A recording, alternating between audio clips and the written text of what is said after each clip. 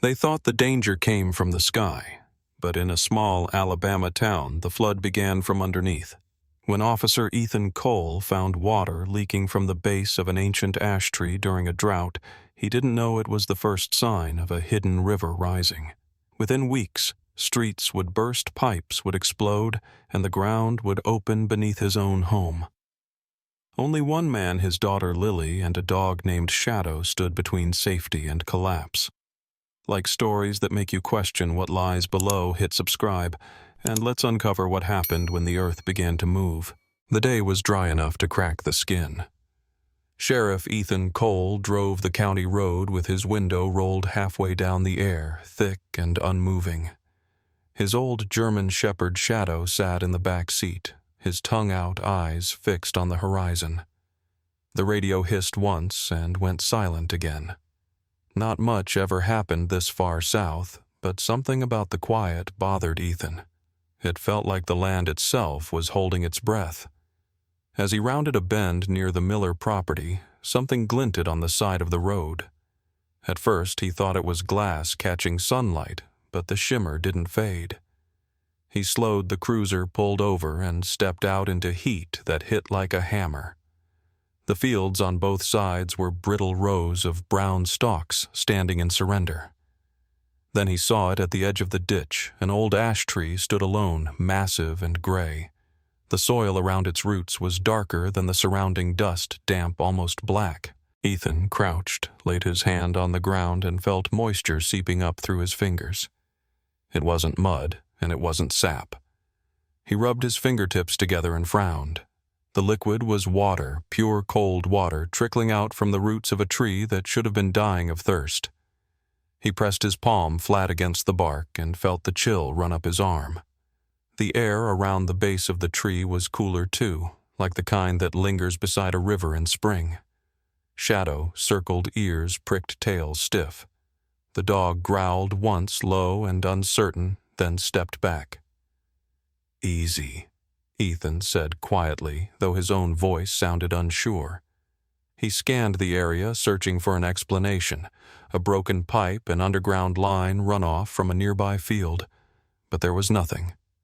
The nearest water main was half a mile east. He pulled a digital thermometer from his glove box, dipped it into the shallow puddle forming beside the trunk, and waited. The reading flashed bright red 47 degrees in 102-degree weather. Ethan filled an empty plastic bottle with the water, held it against his neck, and closed his eyes at the cold shock. When he looked again, sunlight shimmered off the wet bark like metal. He capped the bottle, slid it into the console, and drove on, glancing back at the tree until it disappeared in the dust. By evening, the heat still clung to the walls of the small trailer he shared with his daughter. The porch creaked as he stepped up, and from inside came the soft sound of running water. "Lily," he called. She appeared in the doorway, hair-damp socks hanging from the oven handle to dry. "You're home early," she said, smiling. "We went exploring." Ethan frowned. Me and Shadow," she said. "Out past the Miller fence. There's a big tree leaking water, Daddy. It's cold, like the ground has a heartbeat." She said it without fear, just curiosity, like she'd found a secret the grown-ups had missed. Ethan's hand tightened around the bottle in his pocket. "You didn't drink it, did you?" he asked. "No, Shadow did. Just a little." The dog lay near the door, silent now, head resting on his paws, eyes half closed but watchful. Ethan took the bottle out and set it on the table. Lily's eyes widened. "That's the water?" He nodded slowly. "I took a sample. It's colder than creek water in winter." She reached out as if to touch it, then stopped. The plastic was slick with condensation even in the hot kitchen. "Maybe it's a spring," she said. Ethan shook his head. "Not out there. Not under an ash." He filled 2 glasses from the tap, handed one to her, and sat down. The air smelled faintly metallic now, though he couldn't tell if it came from the bottle or his memory. Lily kicked her bare feet against the chair legs, humming a tune from school. Outside, the sky turned violet cicadas rising like static from the fields. Ethan watched the bottle sweating on the table, a small pool forming beneath it. "We'll call someone tomorrow," he said finally. "The county office. Maybe a geologist." Lily nodded but wasn't listening.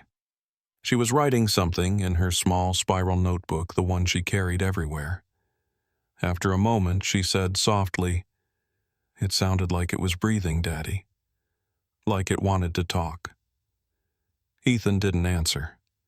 He just looked toward the window where the fields lay still and gray under the last light. For a second, he thought he heard water moving, a faint trickle too far away to be real. Then it was gone, and the silence felt heavier than before.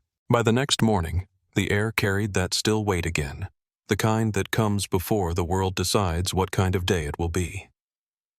Ethan rose before dawn, poured himself a cup of coffee, and stood by the window.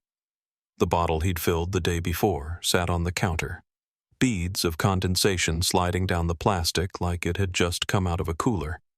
He uncapped it, expecting the warmth of the kitchen to have changed it, but the water stayed cold, biting at his fingertips. He didn't know why that unsettled him more than the leak itself. Lily padded into the room, her hair tangled, rubbing her eyes. "Can we see the tree again?" she asked. Ethan hesitated but finally nodded. "We'll stay on the road." Shadow was already by the door, tail low, as if he understood where they were going. The truck rattled down County Road 16, the morning sun climbing, burning off the haze. When they reached the old ash, Ethan braked and stared. The patch of dark soil had doubled overnight, and the air above it shimmered faintly like heat on asphalt, only cooler. He stepped out, boots sinking slightly. The ground gave under his weight, soft as sponge. Lily stayed close, silent now, her usual chatter gone. Shadow circled, once stopped, and began to growl deep in his chest. "Easy," Ethan said, though his own throat felt tight. The dog's ears twitched. Then Ethan heard it too, a low, hollow sound rising through the soil, slow and rhythmic, like something breathing under the dirt. He crouched, pressed his palm flat against the ground, and felt the faintest pulse. The vibration came and went like a steady heartbeat. He looked up at the tree. Water ran between the roots in narrow threads, clearer than glass, cold enough that a mist hovered above it. He dipped a finger in, felt the sting of cold, then pulled his thermometer from his vest pocket and lowered it into the pool. The number steadied on 47 degrees. He checked twice. Same as before. He stood wiping his hand on his jeans, eyes scanning the horizon for any sign of equipment pipes, something to make sense of this. Nothing but open fields and dust. Lily pointed at the roots. "It's moving," she whispered. He looked. The smallest ripple passed through the soil, subtle but real, and the water shivered again. "Get back," he said softly. She obeyed, stepping behind him. Shadow barked once, sharp and loud, as if to warn the unseen. The echo of that bark seemed to travel into the ground. Ethan didn't say it aloud, but he felt the reply, a faint thud far below, like a drum under the earth.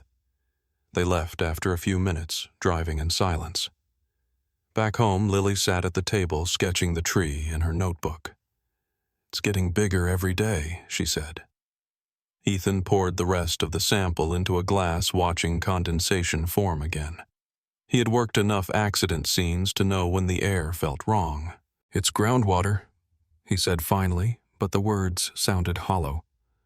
That afternoon, he drove into town to find Walter Briggs, a retired hydrologist who still hung around the supply store.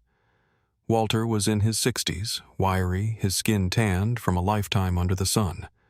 "Heard about your miracle tree," he said with a dry smile. Ethan told him everything, the heat, the water, the cold temperature, the way the ground trembled. Walter's smile faded. 47. "You said that's not surface water. That's deep aquifer, maybe 200 feet down." Ethan frowned. Could it push up through solid limestone? Walter scratched his beard. "Only if something opened a path. A crack, maybe from drought stress, or a sink forming underneath. But that'd be rare out here. You think it'll stop? Maybe, Walter said. Or maybe it'll find another way up. Water doesn't like to be trapped. He patted Ethan's shoulder and left him with that. On the drive home, clouds gathered in the distance, the kind that promised storms but delivered none. Dust swirled along the fence lines, and he caught himself glancing toward the fields more than once, expecting to see another shimmer of water. When he pulled into the drive, Lily was waiting on the porch with Shadow. She ran to him, holding her notebook open. "I heard it again," she said. The page showed waves drawn beneath the roots, thin lines spreading under the house labeled heartbeat. "It's like it's moving closer." Ethan crouched beside her. "Probably trucks from the highway," he said, trying for calm. But there were no trucks this far out. That night the air grew heavy. He couldn't sleep. Outside, crickets sang, then stopped all at once. Shadow lifted his head, ears pointed east. Ethan rose, stepped onto the porch. Across the dark fields he saw a faint shimmer near where the ash tree stood, as if moonlight had pooled on the ground. He walked to the truck, drove halfway down the dirt road, headlights sweeping over the fields. The shimmer was real. The wet ground caught the light and gleamed silver. He stopped the truck, left the engine running, and stepped out. The night was still, his breath visible in the cooler air near the tree. When he knelt again, the water was higher, seeping farther from the roots, clear as before, but moving faster now, small ripples racing outward. He listened and heard it again, the slow thud from below. It wasn't loud, but deep enough to feel in his ribs. He thought of Walter's words about cracks in the limestone, about water finding a way out. He pressed the thermometer into the flow once more. The number blinked 47. Always 47. He straightened the hairs on his arms, rising though the night was warm. Something about that constancy frightened him more than change. He drove home, the fields behind him glowing faintly where the tree stood. By the time he parked, Lily was standing by the window, clutching her stuffed bear. "It's louder tonight," she whispered. Ethan said nothing. He watched the stars fade behind a faint haze forming low across the land. The air smelled faintly metallic, the same scent from the bottle the day before. He locked the doors, checked the windows, then sat by her bedside until she slept. Shadow lay at his feet, head resting on his paws, eyes open. Every few minutes his ears twitched toward the east. When Ethan finally turned off the light, he thought he heard it too, the deep rhythm under the floorboards, like water knocking gently, asking to be heard.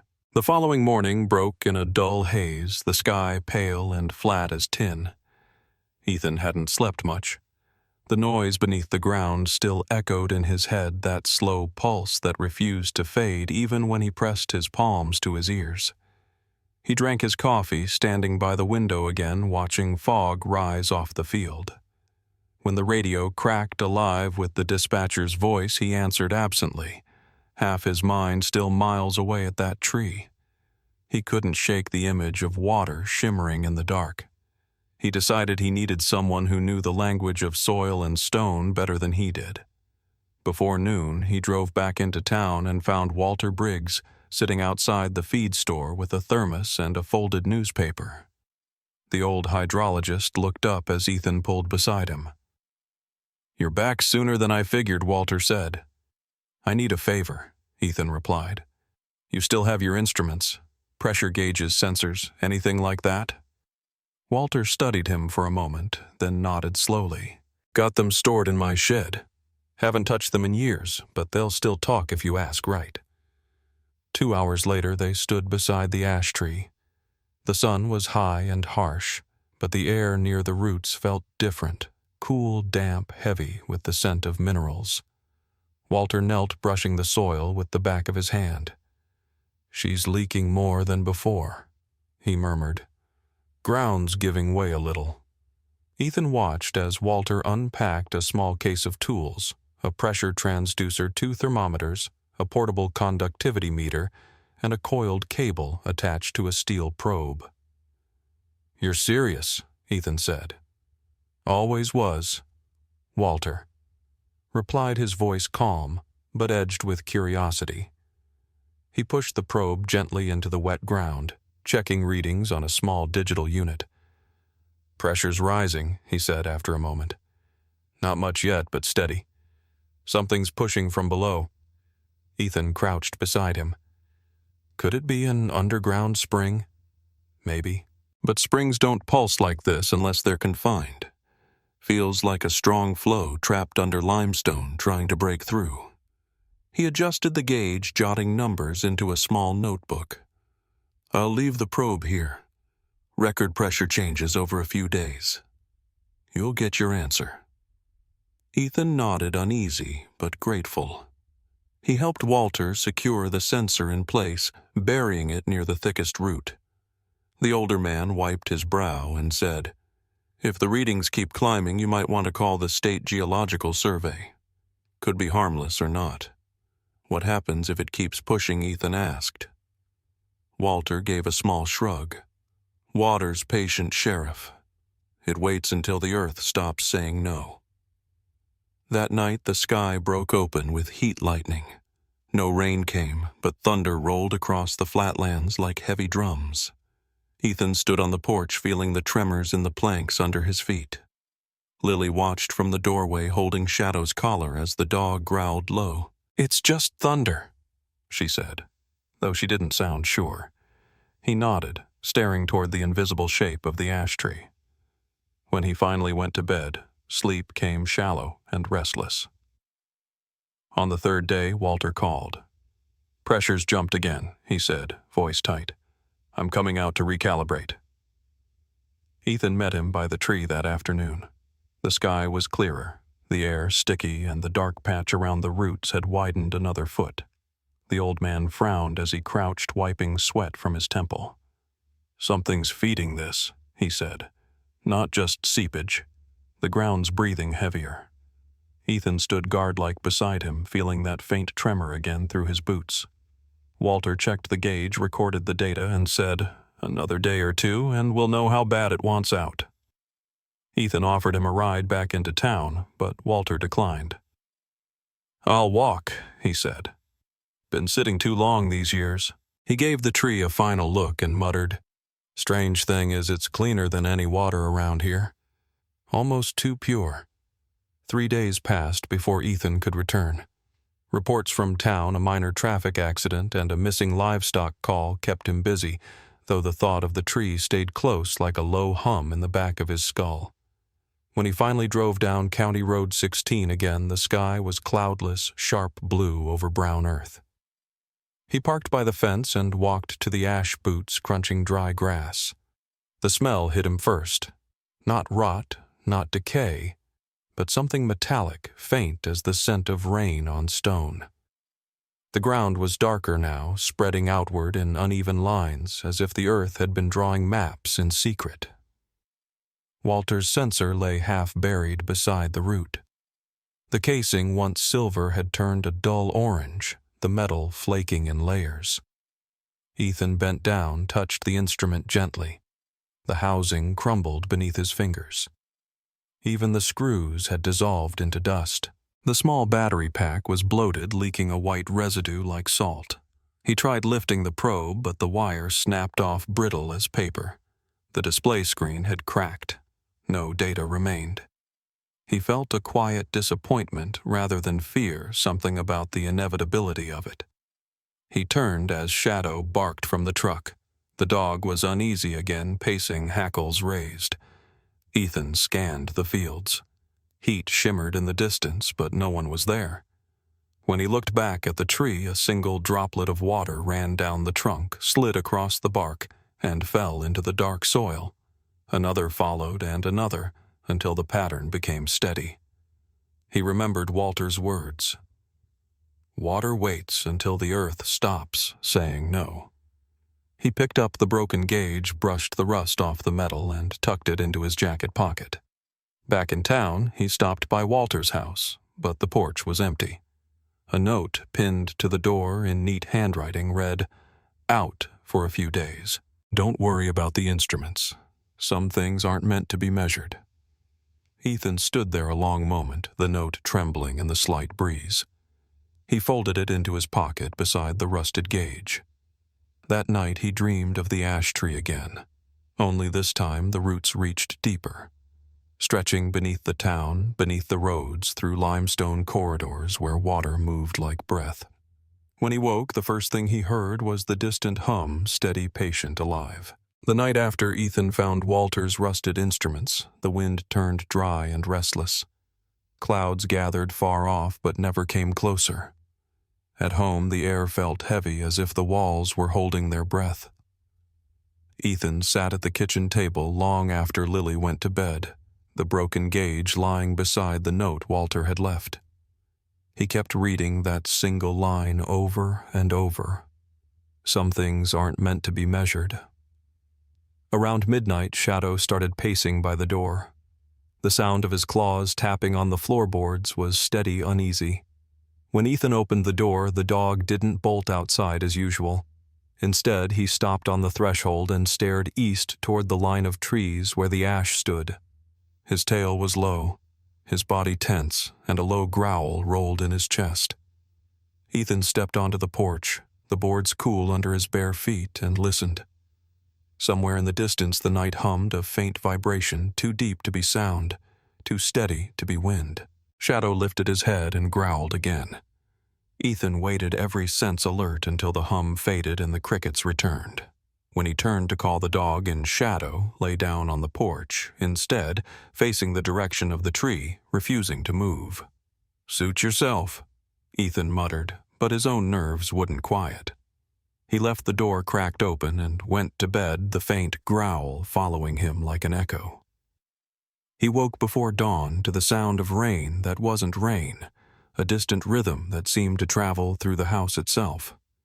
The dishes in the cabinet rattled softly. Shadow barked once, sharp and anxious. Ethan hurried outside, the morning gray and windless. The air felt colder than it should have. The ground beneath the porch vibrated in short pulses enough to make the gravel tremble. He knelt, pressed a hand to the step, and felt it again, a slow, deliberate beat. It was gone as quickly as it came. He looked at the horizon and saw nothing but mist above the fields. By breakfast time, the vibration had stopped, leaving behind only silence.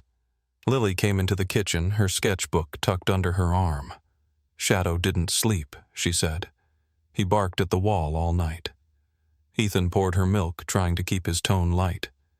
"He's getting old." Maybe thunder spooked him, but there hadn't been thunder. Lily didn't argue. She looked thoughtful, eyes fixed on the floor. "Daddy, can we go see the tree today?" "Not today," he said. "The ground's too soft. We'll wait." After she finished eating, she sat cross-legged on the porch, sketchbook open, drawing something with quiet focus.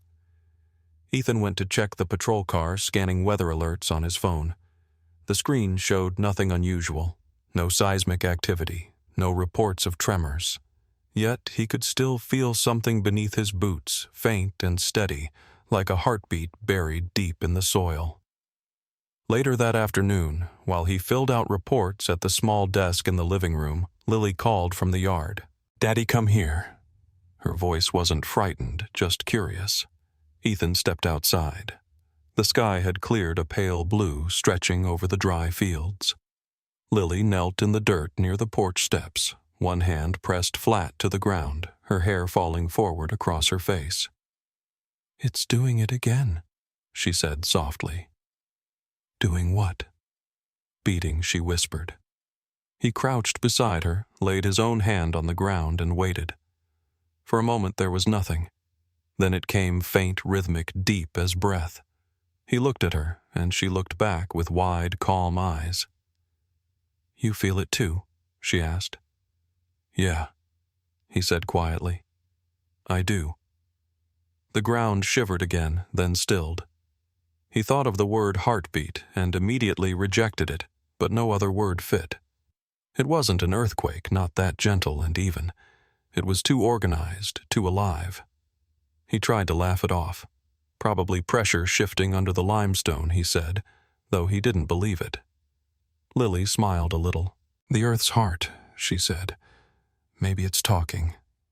He wanted to tell her not to say things like that the earth didn't talk and hearts didn't live under trees, but something about her tone stopped him. She wasn't being fanciful. She was being exact. He brushed the dirt off his jeans and looked east. Even from this distance, the ash tree was visible, a dark spear against the horizon. Shadow was sitting on the porch steps again, staring that same direction, ears forward, body rigid. Every time a faint vibration passed through the soil, the dog's ears flicked. Ethan watched the rhythm play out between them, the land pulsing the dog, reacting, the child listening. He couldn't tell which one understood more. That evening, when the sun went down, the temperature dropped suddenly. Dew formed on the truck windshield, though the air had been dry all day. Ethan noticed the faint metallic smell, again stronger now, drifting even this far from the ash. He set his cup of coffee on the railing, feeling the wood tremble beneath his hand. It was slight, no more than the pulse of a slow engine idling deep below. Lily came out with her blanket and sat beside him, silent. Shadow lay at their feet. For a long time they listened to the night. Somewhere out there the land sighed.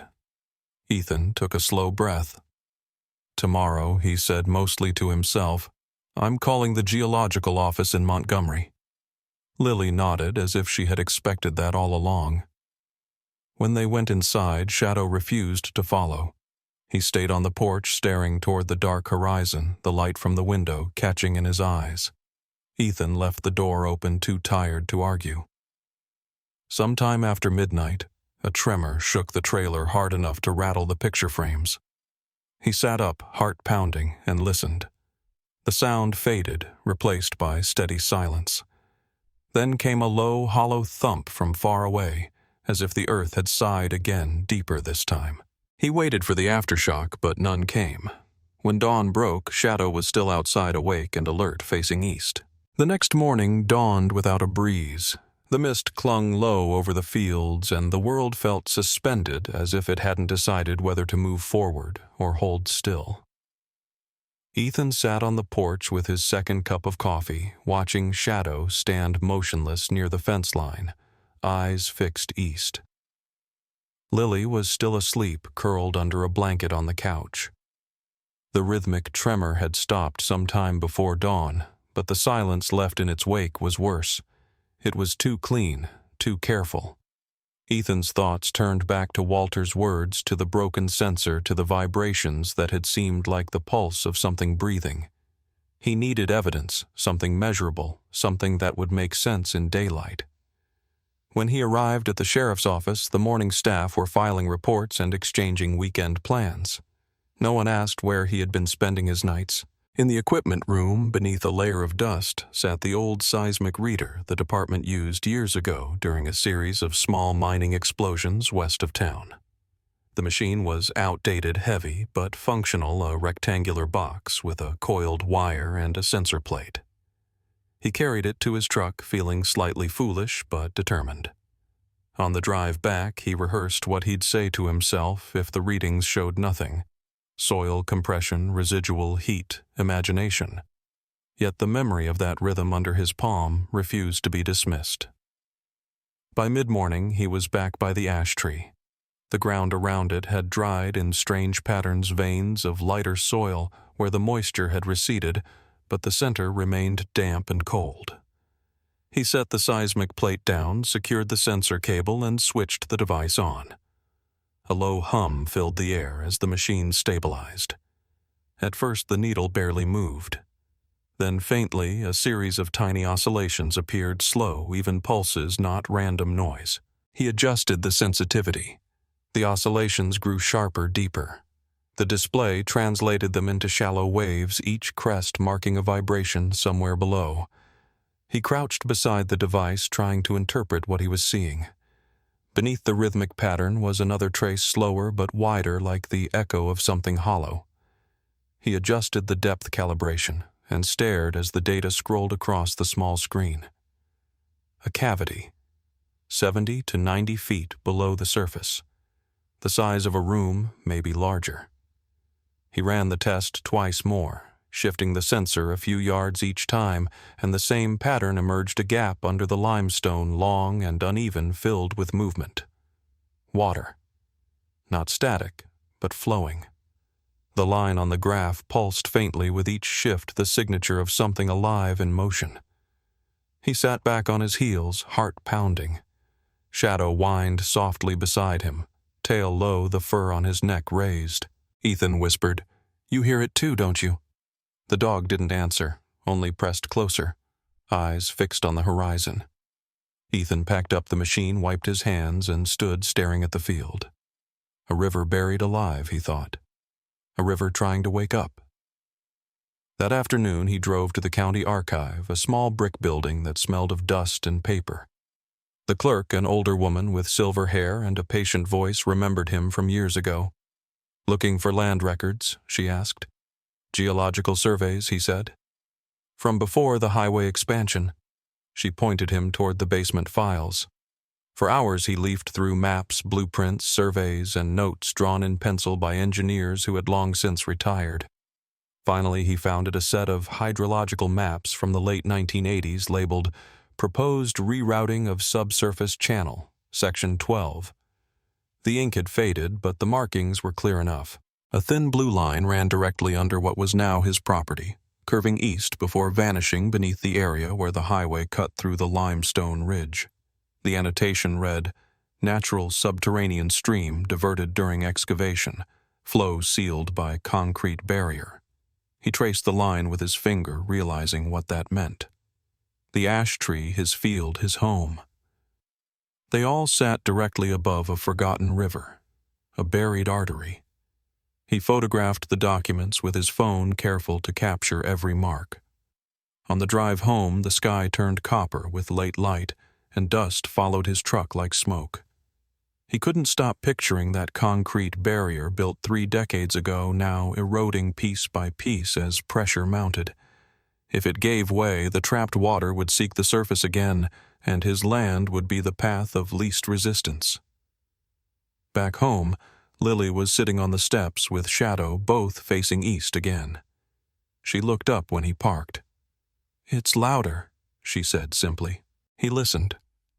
A faint hum lingered in the air, not from machinery or wind, but from the ground itself, a low tone that vibrated in the bones. He forced a smile. "Maybe it's the wind through the trees." She shook her head. "It's coming from the dirt." He didn't argue. Instead, he went inside, spread the photos across the kitchen table, and marked the coordinates from the map onto his phone's GPS. The ash tree sat almost exactly at the point where the old stream used to curve north. It wasn't just coincidence. He could almost imagine the water's slow determination pressing upward year after year until it found a weakness, a root, a crack, a path. He poured himself another cup of coffee, though it had gone cold, and stared at the map. Outside, Shadow barked suddenly, a sharp warning sound. Ethan stepped to the door. The dog was standing near the fence, growling low. The ground trembled once, faint but real, and a ripple passed through the grass. It was so subtle that anyone else might have missed it, but not him. He felt it under his boots, a hollow motion like the earth exhaling. Lily appeared behind him, her voice barely above a whisper. "It's waking up." He turned to her, startled by the calm certainty in her tone. She didn't look frightened, only thoughtful, as though she were listening to something he couldn't fully hear. He crouched and pulled her close. "It's just the water moving underground," he said, trying to make himself believe it. But as the tremor faded, he realized the truth. The water wasn't just moving, it was returning. The week that followed was hot and windless. The air carried a faint mineral taste that people blamed on the dust, though Ethan knew better. It began with small changes, the kind that slipped under notice until too many piled up to ignore. At the diner one morning, the talk had shifted from weather to water. Mrs. Harlow, who ran the grocery, said her well had finally filled again after months of running low. Clear as glass, she told him cheerfully, and tastes cleaner than it's been in years. Across the counter, someone else added that their faucets were running stronger, the pressure nearly doubled. People called it a blessing, a turn of fortune in a summer that had punished them too long. Ethan smiled and nodded, though unease prickled beneath his calm. He had drawn his own water the night before, and though it had been clear, the smell lingered, a thin, sharp trace of metal that clung to his skin after washing. He hadn't told anyone. Fear spreads fast in small towns, but hope spreads faster. By the third day, the stories multiplied. One farmer swore the creek behind his property had begun running again, trickling through a bed that had been dry for years. Children played in puddles that formed overnight near the old fence line. No one questioned where the water came from, only that it had returned. Ethan drove the back roads, checking the low-lying areas, and everywhere he went, the ground looked the same damp, where it should have been cracked soft underfoot and streaked with faint silver veins, where moisture had crept through the soil. When he returned home, Shadow met him at the gate, barking in short bursts, restless. The dog's paws were wet. "Stay," Ethan said. But the word came too late. Shadow had already run toward the eastern field. The sheriff followed, stopping near the ash tree. The earth around it glistened darker than before. A shallow pool had formed, not large enough to flow, but enough to shimmer in the late sun. Ethan crouched and touched the surface. The water was cold again, impossibly cold. When he drew his hand back, a faint gray film clung to his skin. He wiped it off, frowning, and went inside. That evening, as Lily did her homework, he sat by the kitchen window listening. The hum that had once come only from the field now seemed to drift closer, faint but distinct, as if moving under the house. When the refrigerator motor clicked off, silence filled the room except for that low, steady vibration. He turned the faucet, filled a glass, and sniffed. The same metallic note lingered. Daddy Lily said from the table, "Everyone at school says the water tastes better. Why don't we drink ours?" "It's fine," he said quickly. "Just use the bottled kind for now." She nodded but looked puzzled. After she went to bed, he walked through the dark house, pausing at each wall, listening. The sound seemed to travel inside the structure, faintly rhythmic, as though it were following its own slow map. He knelt near the living room vent, pressed his ear to the floor, and froze. It wasn't the sound of running water. It was slower, heavier, like something moving through wet soil, dragging itself forward inch by inch. He stood suddenly, heart-hammering. Outside, the wind picked up for the first time in days, carrying the faint scent of rain, though no storm was near. The next morning, he found Lily's small notebook open on the table. A page halfway through caught his eye, the date written neatly in her looping script. Beneath it, a single line. "Every night I hear the water under the house. It doesn't run. It crawls." He stared at the words until they blurred. His first instinct was to dismiss them as a child's imagination, but she had described it perfectly, the rhythm, the texture of the sound, the way it filled the silence like a living thing. When Lily came out for breakfast, he didn't mention it. She seemed lighter that morning, humming to herself as she poured cereal. "It's louder today," she said casually, as if it were a game. "The ground, I mean." Ethan forced a smile. "Maybe it's the pipes expanding." She tilted her head, unconvinced, then ran outside to feed Shadow. When she was gone, he sat at the table again, staring at her handwriting. The pencil had pressed deep into the paper the way she did when she wanted to make sure her thoughts couldn't be erased. That evening, the neighbors gathered outside the feed store, talking about how the wells kept filling faster. "You can hear it if you listen," one man said, stamping his boot. "Like the earth's got new veins." They laughed, content with their luck, but Ethan could feel the same hum underfoot even here, 20 miles from his field. It was spreading. That night he parked his truck behind the house and walked to the edge of the property. The stars were sharp and cold above him, the ground faintly damp. He dug a small hole with his boot heel and crouched. The soil shimmered faintly in the moonlight.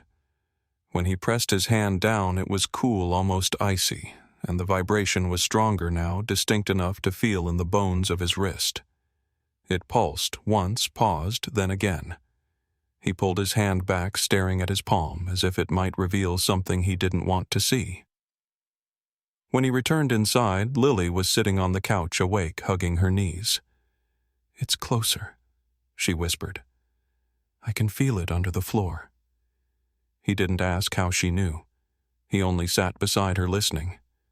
The sound was faint but undeniable. It moved not like a current, but like something searching. The morning it happened, the air was still and pale, the kind of quiet that came before storms but without clouds to promise rain. Ethan was halfway through his coffee when the call came through the radio, a burst of static followed by the dispatcher's tense voice. "Sheriff, we've got a problem on Route 12. Road's given out near the old crossing. Truck's stuck. No injuries yet, but you'd better see this." Ethan grabbed his hat, called for Shadow, and drove out. The highway shimmered ahead in the heat, empty except for the sound of cicadas. When he reached the crossing, 3 cars had already pulled over their drivers, standing in disbelief. A small delivery truck sat tilted in the middle of the road, its rear wheels sunken into a crack that split the asphalt clean across. The fissure widened slowly, a dark line that seemed to breathe. Ethan parked, told everyone to back up, and approached carefully. The driver, a young man pale with shock, stood nearby. "I swear it just opened," he said. No warning, no noise. It just dropped. Ethan crouched near the brake, his hand hovering over the edge. The asphalt hung like torn cloth, and beneath it lay something impossible, a pool of water, still and perfectly clear, glinting like glass under the sun. He could see the reflection of the sky in it. The air above the fissure was cool, damp, carrying that same faint metallic tang. "Get that truck off the road," he ordered, voice steady. "And don't get any closer." They called for a tow, but when the machine tried to pull the truck free, the asphalt groaned and collapsed further. A section of the road gave way completely, revealing a cavity beneath a hollow chamber that stretched farther than any of them could see. The sound it made was soft but heavy, like a sigh released after too long. Ethan backed away, scanning the area. The surrounding ground looked intact, but the texture of it was wrong, too smooth, too saturated, as though it had been hollowed out from beneath. He radioed the county office for emergency crews, keeping his voice measured. "We've got a structural failure," he said. "Might be groundwater erosion. We'll need barriers on both sides." But even as he spoke, he knew it wasn't just erosion. This was what Walter had warned about the land waiting until it couldn't say no. By noon, traffic had been rerouted and county engineers arrived. They spoke in hushed tones around their instruments, but the looks they exchanged told Ethan enough. The ground beneath the road had been undermined by flowing water, a subterranean channel reawakened after decades of dormancy. He listened as one of them explained, "The cavity runs under the highway and toward the lower fields. Whatever's feeding it hasn't stopped." Ethan's stomach tightened. The lower fields meant his property. When he returned home, Shadow met him halfway up the drive, barking in short, sharp bursts. The dog ran ahead, circling the ash tree, then stopped and began pawing at the dirt. Ethan walked over, heart heavy with dread. The earth around the tree looked different, paler, softer, almost swollen. He crouched and pressed his boot against the soil. It yielded instantly, spongy like wet foam. When he lifted his foot, water seeped up to fill the print. He knelt, placed his hand down, and felt the slow give of hollow ground beneath. The air was cool, the scent of minerals strong. Shadow whined beside him, ears pinned, eyes fixed on the tree's trunk. Ethan leaned closer, listening. From below came a faint rhythmic noise, the sound of water sliding through unseen channels, steady and patient. It was no longer a hum, it was movement, alive and deliberate. He stood and stepped back instinctively, his body tense. The ash tree's bark was darkened, halfway up damp to the touch. Tiny droplets clung to it, catching the light. He walked a few steps farther and tried again. the same. The entire area around the roots felt hollow, like the thin crust of a crusted-over pond. He called the county engineer, explained what he'd found, and was met with silence on the other end. Finally, the man said, "If that ground's as soft as you say, you need to stay off it. Don't let your dog or your daughter near it. We'll send someone tomorrow." Tomorrow. The word felt meaningless. By evening, the cracks along the driveway had widened fine lines etched through the dust. The air seemed to hum again, not loud, but constant. Lily noticed first. "It's moving faster," she said from the porch, eyes wide. "The sound, it's like the ground's whispering." Ethan forced himself to smile. "Stay inside tonight, all right?" She nodded but didn't move right away, watching the tree as if expecting it to answer. Later, after she was asleep, he stood outside under the porch light, looking across the field. The tree's silhouette loomed darker than the night around it. Shadow stood beside him, fur raised a low growl rumbling deep in his chest. The ground shifted once beneath their feet, not enough to throw them off balance, but enough to remind them what waited below. Ethan whispered, "Easy, boy." Though he didn't believe his own words, he could feel the pressure building, something old, patient, and inevitable. When he turned to go inside, a faint splash reached his ears, soft as breath. He froze, looking back. Beneath the tree, the water had surfaced again, spreading quietly outward like ink in paper. The storm began without warning. One moment, the sky was pale and dry as bone. The next, it darkened so fast it felt as though someone had drawn a curtain across the sun. Ethan was still at his desk, finishing reports, when the first drop struck the window fat and cold. He stepped onto the porch and stared upward. The smell hit him first wet dust and iron, and the sound followed a heavy drumming that grew until it drowned everything else. Rain hammered the tin roof, splattering against the ground, soaking the parched earth that had gone too long without it. Shadow barked once from inside the house, uneasy. 3 months without a drop, and now the heavens had decided to open all at once. He thought briefly of the ash tree standing alone in the field, its hollow roots thirsting below. He felt an instinctive pull to go and look, though a part of him already knew what he'd find. Within an hour, the yard had turned to mud. The road beyond glistened under a veil of water. Lily stood by the window, clutching her notebook to her chest. "It's flooding the fence line," she said. Ethan grabbed his raincoat and flashlight. "Stay inside," he told her, but she followed him anyway, bare feet splashing through the puddles. The wind tore through the field, bending the grass flat, driving sheets of rain sideways. When they reached the edge of the property, lightning split the sky and lit the ash tree like a ghostly tower. The soil around it was no longer soft. It was alive, churning with water that surged from beneath. Streams gushed between the roots, clear and violent, spraying upward like a broken hydrant. The tree tilted its bark slick, its roots tearing free with the sound of splitting wood. Ethan shouted for Lily to get back, but she hesitated, frozen by the sight. The ground quivered under their feet. The rhythm that had haunted them now turned into a deep, relentless roar. "Move!" Ethan yelled, running toward her. The next moment, the earth gave way. A crack shot through the field, racing toward them. Shadow burst from behind, lunging forward, teeth gripping the back of Lily's jacket, yanking her off balance and dragging her clear. Ethan barely had time to register the motion before the ash tree wrenched loose completely, its base erupting in a surge of water so cold it turned the air to mist. The roar became deafening. The trunk twisted, crashed sideways, and vanished into a widening hole that swallowed half the field. Ethan grabbed Lily and pulled her backward, both of them slipping in the mud. Behind them, the patrol truck skidded toward the edge, tires spinning helplessly. He lunged for the door handle, but the ground shifted again, opening beneath it. The vehicle tilted slide nose first and disappeared with a metallic groan. The force of the collapse sent a spray of water and mud high into the air. When it cleared, there was nothing where the tree had stood, only a deep, swirling pit, water rushing up from below in a spiraling column. Ethan held Lily close as Shadow stood in front of them, soaked and trembling but still alert, his body between them and the abyss. Rain poured harder, mixing with the water rising from underground until the boundary between sky and earth vanished.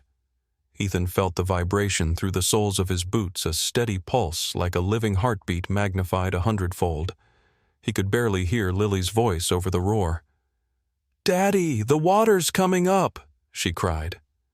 He turned and saw it spilling over the field, running downhill toward the road, spreading fast.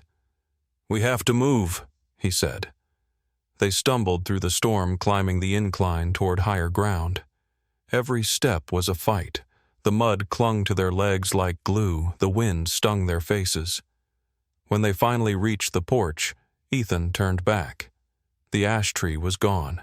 In its place, a crater churned with silver-gray water that shimmered under the lightning. The shape of the land had changed entirely. The fence line was submerged, the pasture dissolving into a temporary lake. He could hear the low groan of the earth, the sound of caverns collapsing below. Lily clung to him, crying silently. Shadow shook himself, water flying from his coat, then pressed against their legs. Inside the house, the lights flickered once, twice, and went out.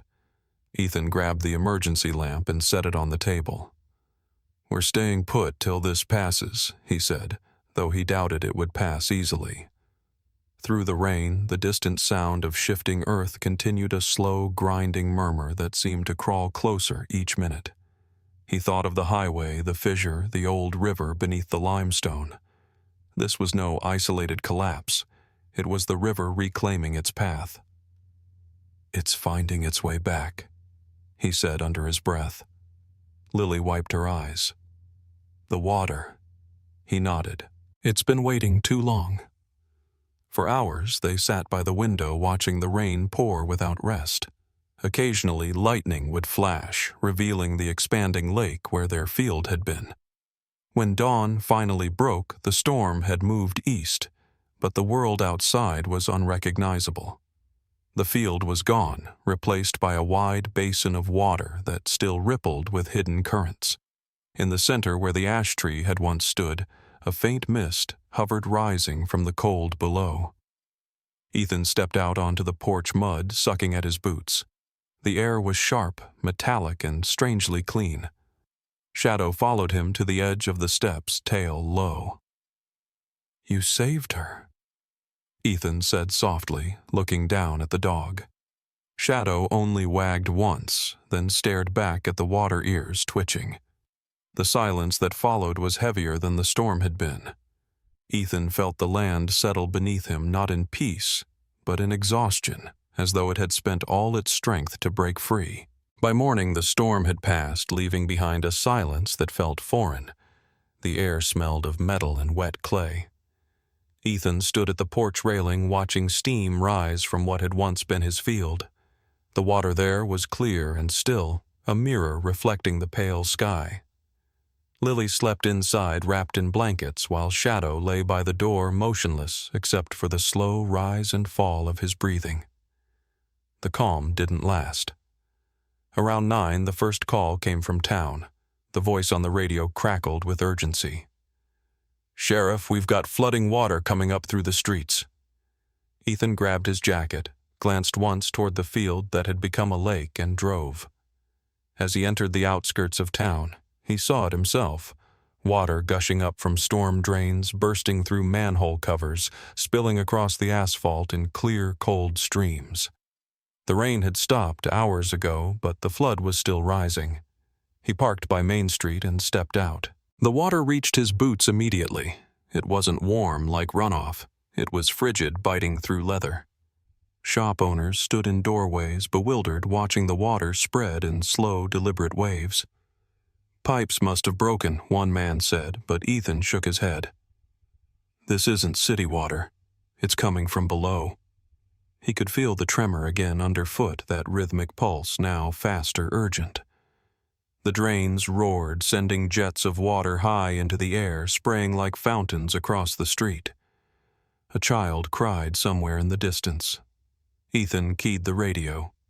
"Dispatch alert emergency services. This isn't surface flooding, it's pressure from the ground. We'll need everyone near the dam on standby." He spent the next hour directing people to higher ground. The old cinder-block homes on the south side filled first basements, collapsing under the sudden force of water. The air shimmered with mist. The sound was unlike any storm he'd ever known. No wind, no thunder, just the deep, ceaseless rush of earth exhaling everything it had held. The county engineer arrived soaked to the bone and met Ethan by the gas station, which now stood in 3 feet of water. The underground aquifers breached, the man shouted over the roar. "Pressure's too high under the town. If we don't relieve it, the whole valley will go." "The dam?" Ethan asked. "If we open the auxiliary spillway, it might drop the level enough to keep the pressure down. But we'll lose everything west of the ridge." Ethan knew what that meant. His property, his field, the last trace of the ash tree. "Do it," he said. "I'll take a team." They gathered volunteers, firefighters, deputies, 2 road workers who knew the access tunnels. Rain still clung to the air as they loaded equipment into the rescue truck. The dam sat 2 miles east, a concrete scar at the edge of the valley. The road there was half-submerged water lapping at the wheels, but they pushed through. When they reached the spillway control station, Ethan could feel the vibration even through the pavement. It was the same pulse, stronger now, shaking the structure itself. "Pressure's still climbing," one of the engineers warned. Ethan nodded. "Let's move." The metal wheel of the release valve was rusted from years of disuse. They worked it loose, straining against the weight of trapped water behind it. The first turn released a hiss, then a roar as the gate shuddered open. Cold water exploded through the lower channel, racing toward the open plain. Steam rose where it met the warm air, turning the valley into a ghostly basin of fog. The noise was deafening, but for the first time that day, the tremor beneath their feet began to fade. Ethan held the wheel steady until the gauge needle dropped back into the safe range. Then he stepped away, chest heaving, soaked and freezing, but steady. "That should buy us time," the engineer said. "The main channel's diverting the excess flow east. The town should hold." Ethan looked toward the horizon where the line of his property would have been. A column of mist marked the place. "What about west?" the man asked quietly. Ethan didn't answer. They drove back into town as dusk settled. The streets were still wet, but no longer rising. People emerged from doorways, dazed but safe. The mayor met him near the church, gratitude and exhaustion etched into his face. "You saved the town," he said simply. Ethan didn't reply. He drove home in silence, headlights cutting through the mist. When he reached the ridge above his land, he stopped the truck and got out. The world below was gone. The field, the fence, the porch, all of it had vanished under a smooth expanse of water that gleamed silver in the fading light. It stretched as far as he could see, calm and endless. Only the top of the windmill protruded like a cross above the surface. Shadow whined softly beside him.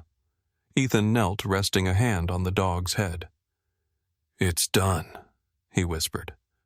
The ground beneath him was solid, but he could still feel the faint echo of movement deep below, slower now, as if the earth were settling after a long argument.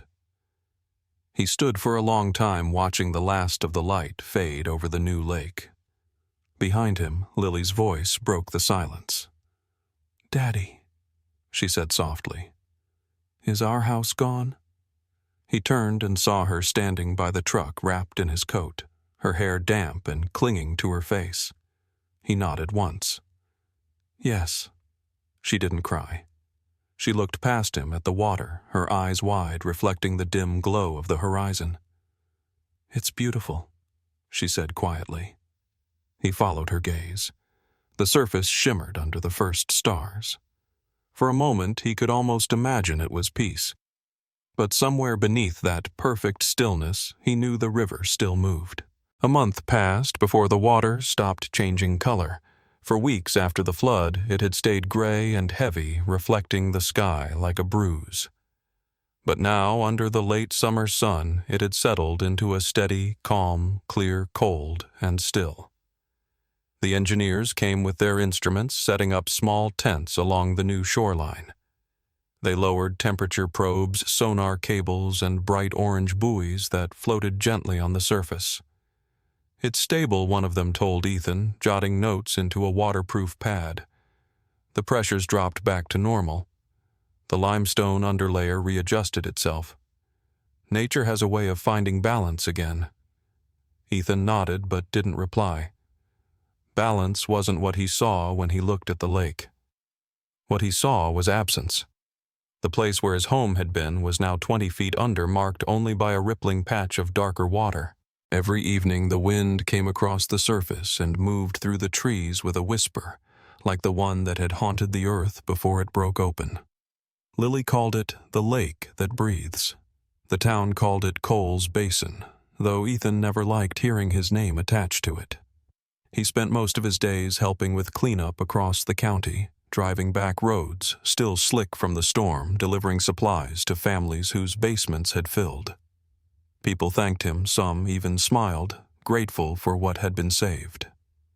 He nodded, accepted their kindness, and drove on. At night, when the radio went quiet, he would park by the ridge above the lake and watch the moon drift across the mirrored surface. The water never warmed. The engineers said it held steady at 47 degrees, same as the first sample he'd ever taken from under the ash tree. "That's deep flow," they said. "Clean and steady. Probably came from the old aquifer that used to run beneath the valley. It'll stay that way." Ethan didn't tell them he could still feel a faint vibration in the soil when the nights went quiet. It wasn't strong anymore, just the soft, slow thrum of something that had settled into rhythm. Shadow stayed close to the shore whenever they came. The dog had grown thin, his coat dull from exhaustion, but he refused to leave the boundary of the new lake. He would stand there for hours, staring across the surface as if waiting for something to return. Lily came too, notebook always in hand, her handwriting smaller, now her words more careful. She wrote down everything: the shape of the light, the smell of the water, the way the ground trembled when trucks drove by on the highway above. One evening, she brought her small folding chair and set it by the edge of the water. "I want to read to him," she said. Ethan thought she meant one of her friends, maybe a school assignment, but then he saw the small collar tag glinting in her hand. Shadow had stopped eating 2 days earlier. That morning, Ethan had found him lying near the fence, still and silent, his muzzle resting against the damp grass. Lily hadn't spoken when he told her. She had simply nodded, gone to her room, and returned carrying the tag. Now she tied it to a wooden stake that Ethan had driven into the ground beside the water line. The metal caught the last light of sunset gleaming faintly. She sat down, opened her notebook, and began to read. Her voice was small but clear, carrying across the stillness of the lake. She read from the pages she had written during those long nights: the hum under the floor, the rain, the collapse, the water that crawled. Each word seemed to echo softly against the far bank before dissolving into the air. Ethan stood a few yards back, hands in his pockets, listening. When she finished, she closed the notebook and looked up. "Do you think he can hear me?" she asked. Ethan took a long breath. "I think he never stopped listening," he said. The wind stirred across the lake, rippling the surface, and for a moment it sounded like a sigh. Lily smiled faintly and leaned forward, touching the stake where the tag hung. "Then I'll keep reading," she said. As the sun sank, the engineers packed up their tools, their voices distant and practical. One called over to Ethan. "We'll file the report tomorrow. The water's not rising anymore. She's steady now." Ethan thanked him, though he barely heard the words. He was watching Lily trace a fingertip through the mud beside the stake, drawing the outline of the old ash tree from memory. When she stood, the mark filled slowly with water, thin and shining. He reached down, touched it, and felt the same cold that had started everything. It no longer frightened him.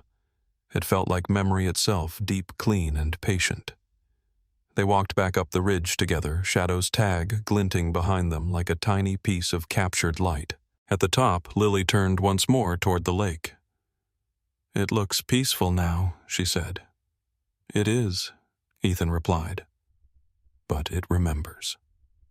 That night, back in town, the people gathered at the church for the first community meeting since the flood. They spoke of rebuilding of new wells and better roads. Someone mentioned turning the lake into a reservoir, a useful thing born of disaster. Ethan didn't object. He knew the land would do what it wanted no matter what names people gave it. When the meeting ended, he drove home under a sky bright with stars. The road followed the ridge above the water, and for a while he could see the reflection of the moon trailing beside him. He stopped the truck near the curve, stepped out, and looked down. Mist drifted low over the lake, curling like smoke. The air was cool, almost freezing. Somewhere in the distance, a nightbird called. He thought of Shadow lying by the water, of Lily's voice reading to the dark, and of the silence that had followed the kind that didn't mean emptiness, but rest. He kept his post, Ethan said softly to the night. That dog never left his watch. The water below shimmered once, catching the starlight, then went still again. Ethan turned back toward the truck, the faint rhythm of his boots on the gravel, the only sound. Behind him, the lake stretched quiet and endless, breathing in the light of the moon, patient as the earth itself. If this story stayed with you, let us know what you think in the comments. What would you have done if the water started rising beneath your own home? And tell us, where in the world are you watching from tonight? Your thoughts and stories mean more than you know. If you'd like to hear more true mysteries from quiet American towns like this one, don't forget to like this video and subscribe. There's always another story waiting just beneath the surface.